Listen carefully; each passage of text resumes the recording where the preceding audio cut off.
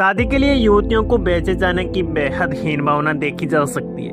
भारत की ही बात करें तो यहाँ पर कुछ राज्य ऐसे हैं जिनमें शादी के लिए लड़कियों को बेचा और खरीदा जाता है। खबरें भी जरूर आती हैं, इनको लेकर प्रशासन पर उंगली भी उठती है, लेकिन इन सभी के बीच में ये सच है कि इसे समाज में अच्छा नहीं माना जाता। लेकिन एक देश ऐसा भी है जहाँ युवतियों को शादी के लिए बेचना एक रिवाज बन चुका है, जहाँ पर युवतियों को बेचने का काम माँ बाप बड़ी खुशी खुशी करते हैं। वहीं युवतियों को इसमें बुराई नहीं है, बल्कि उनके लिए ये सही वर तलाशने का बेहतर जरिया बन गया है। बहरहाल जिस देश में इस तरह का बाजार सस्ता है उसका नाम बल्गेरिया है। बल्गेरिया यूरोपीय संघ का एक हिस्सा है। 2007 में यूरोपीय संघ में शामिल हुआ था। जिस मार्केट की हम बात कर रहे हैं वो बल्गेरिया में बच्चों को वो मोनास्ट्री के नजदीक लगता है।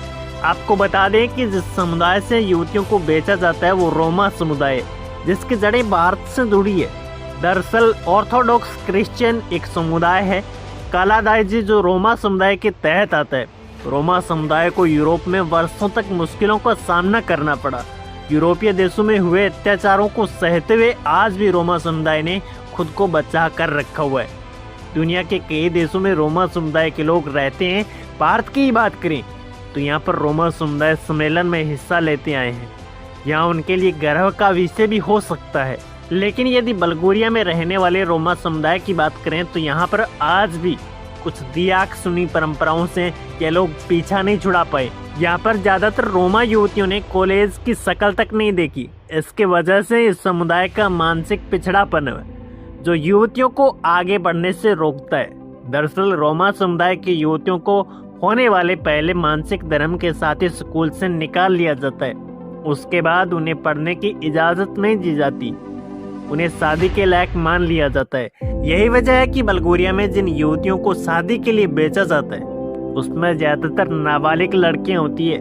बल्गेरिया में ब्राइडल मार्केट साल में 4 बार सजती है। शादी की इच्छा रखने वाली युवतियां यहाँ पर खुद या फिर अपने परिजनों के साथ आती है। इसके लिए पूरी तरह से तैयार होकर आती है।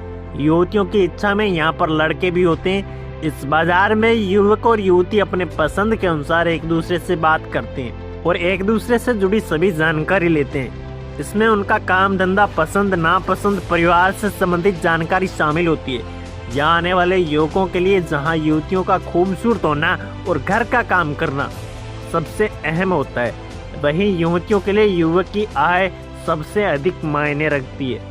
इसलिए ऐसा क्योंकि बल्गेरिया में रोमा समुदाय संपन्न समुदाय में नहीं आता।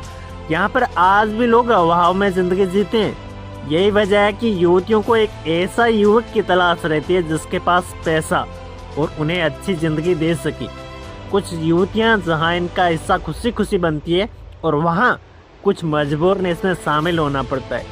यहाँ की ब्राइडल मार्केट भले ही यहाँ के लिए आम नहीं है, लेकिन दुनिया भर के लोगों के लिए ये कोतवाल का विषय होता है। यही वजह है कि कई पत्रकार इसको कवर करने के लिए यहाँ पर आते रहते हैं।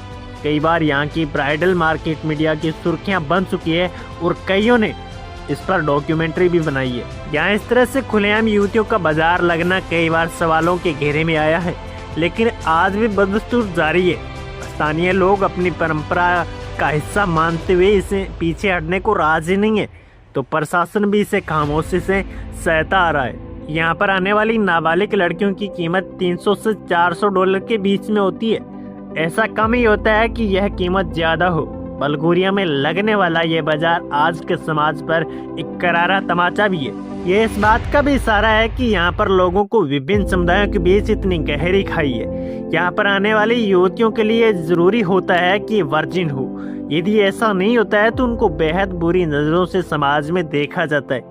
इसी वजह से रोमा समुदाय की युवतियों को शादी से पहले लड़के से मेल जोल की इजाजत नहीं होती। यह इसलिए भी होता है क्योंकि इसमें ऐसा होने पर युवतियों की मोटी कीमत परिजनों को मिल पाती है। लड़की की कीमत कितनी होगी उसका तय उसके परिजन करते हैं। यहाँ पर लड़कियों के इस बाजार से अलग अपने युवक को पसंद करने को समुदाय न तो पसंद करता है और न ही उन्हें मान्यता देता है।